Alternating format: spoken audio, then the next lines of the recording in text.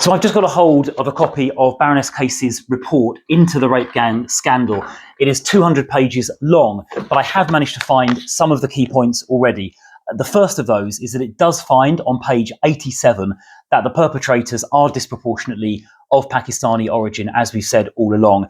It also finds on page 125 that people in authority were more concerned about maintaining so-called community relations than they were about protecting vulnerable young girls. It goes on to say on page 129 that people who downplayed the ethnic dimension to these offences were letting down victims. Now, that is precisely what Keir Starmer did when he smeared campaigners and smeared people like me who raised this as jumping on a far-right bandwagon simply for calling for the very inquiry that he has now been forced to set up. Calling for inquiries because they want to jump on a bandwagon of the far right. Now, Keir Starmer didn't want to do this inquiry. He didn't choose to do it. He was forced to do it by a combination of Baroness Casey's report and the vote we had scheduled in Parliament on Wednesday.